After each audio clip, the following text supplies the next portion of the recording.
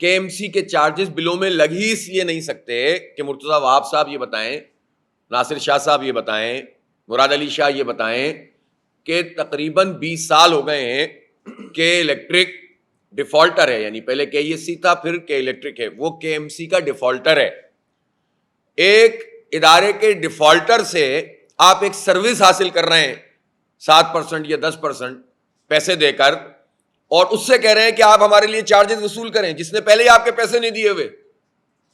یعنی جسے پہلے ادائیگی کرنی ہے کے ایم سی کی، وہ ادائیگی نہیں کر رہا وہ ادارہ، اسی ادارے کو آپ کہہ رہے ہیں کہ آپ عوام سے پیسے وصول کریں اور اس میں ہم آپ کو چارجز دیں گے۔ اس کا کیا مطلب ہے؟ رات کو 12 بجے کے قریب عوامی مرکز کے پاس عفان نامی ایک نوجوان کو،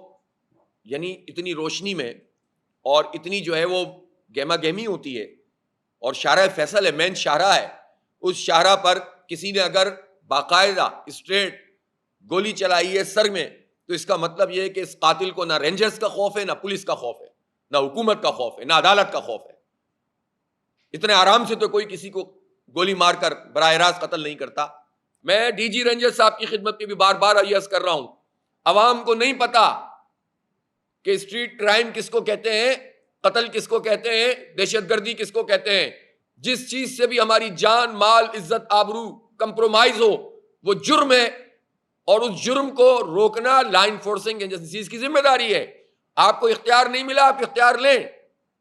ہمیں نہیں پتا کہ آپ کا اختیار کہاں سے شروع ہوتا ہے اور کہاں ختم ہوتا ہے۔ اگر رینجرز کو اختیارات کا ایشو ہے تو اختیار لیں، اس کے لیے بات کریں۔ جو ڈی جی رینجرز اور جو آئی جی سندھ اور جو اے ڈی آئی جی ہمیں یہ مثال دیتے ہیں کہ نیو یارک میں جرائم زیادہ ہوتے ہیں، تو پھر ان کو چاہیے کہ وہ اپنے بلیورڈ جو سندھ حکومت کے وزیر اعلیٰ ہیں ان کو یہ بھی مثال دیں کہ نیو یارک میں پولیس میئر کے ماتحت ہوتی ہے۔ جو پیمنٹ انہوں نے آر ایل این جی کی ستمبر میں کی ہے، اس کے لیے کراچی کے عوام پر جولائی اور اگست کے بلوں میں پیسے لگا کر بھیج دیے ہیں فیول ایڈجسٹمنٹ کے۔ تو یہ دھندے بازی جو ہو رہی ہے کراچی کے لوگوں کے خلاف، اور یہ زیادتی جو ہو رہی ہے، ہمارے بل ناجائز طریقے سے آ رہے ہیں، ہم اس کو عدالت میں بھی ایکسپوز کریں گے، اور ہم عدالت سے بھی توقع رکھتے ہیں کہ وہ عوام کے حق میں فیصلہ دیں۔ جائز بات کر رہے ہیں، اگر عدالت نے پھر ٹال مٹول سے کام لیا تو ہم نے ابھی کل دیکھ لیا ہے تماشا، سارے وکلا اور بڑے بڑے ججز موجود ہیں، اور جب سوال کیا جاتا ہے کہ آپ بتائیں کہ کیا آپ مطمئن ہیں، کتنے لوگ ایسے ہیں جو پاکستان کے عدالتی نظام سے مطمئن ہے، تو ایک آدمی بھی ہاتھ کھڑا کرنے کے لیے تیار نہیں ہوتا۔ پوچھنا چاہتا ہوں مراد علی شاہ صاحب سے کہ وہ پیپلز بس سروس کے نام پر جو بسیں تھیں وہ کتنی تعداد میں کراچی میں چل رہی ہیں، جس کا بڑا شورا تھا کہ 260 بسیں آ گئیں، 230 بسیں آ گئیں،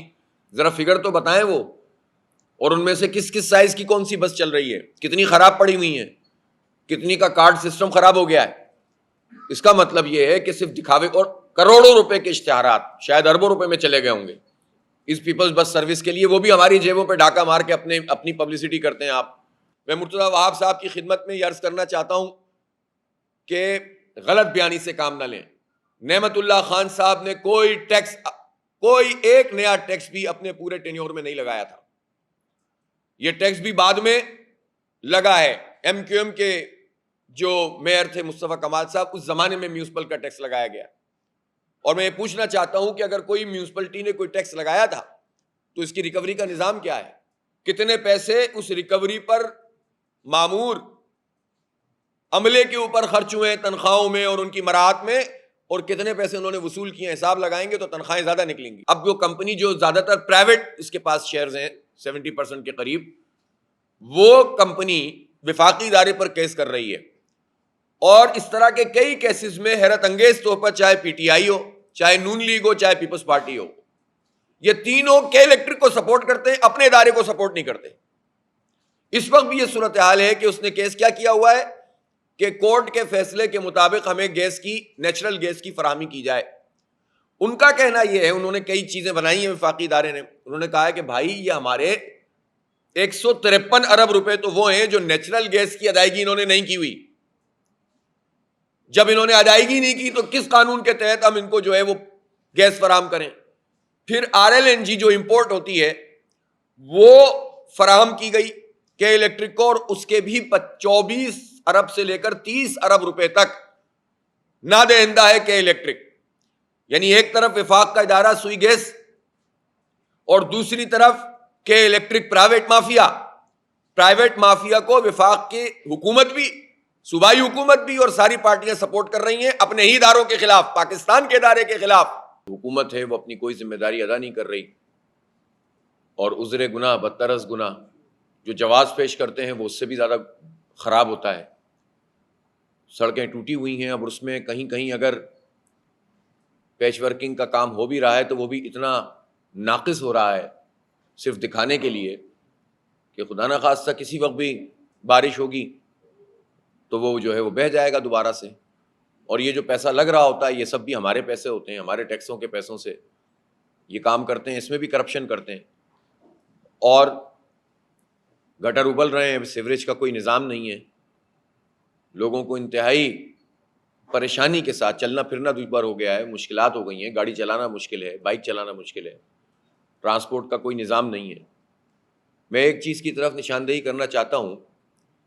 کہ یہ جو لائنوں کا سلسلہ شروع ہوا ہے، گرین لائن اور اورنج لائن اور اب ریڈ لائن، میں حیران ہوں کہ کون سے اس کے منصوبہ ساز ہیں اور بیوروکریسی کے وہ کون لوگ ہیں اور حکومت کے وہ کون لوگ ہیں جو انہیں اس طرح کے منصوبے بنانے کا مشورہ دیتے ہیں. اورنج لائن 3.8 کلومیٹر کی لائن ہے جو بورڈ آفس نارتھ ناظم آباد سے لے کر صرف اورنگی 5 تک جاتی ہے، اور اس کے درمیان میں ایک بہت بڑا برج تقریباً 1.5 کلومیٹر تک کا ہوگا، وہ بنارس کا برج ہے. وہ برج وہ ہے کہ جس پر اورنج لائن کے لیے علیحدہ سے روٹ بن ہی نہیں سکتا تھا، نہ بنا ہے. گویا ایک ایسی لائن بنائی گئی جس میں پورا اسٹرکچر سڑک کا چھیڑا گیا،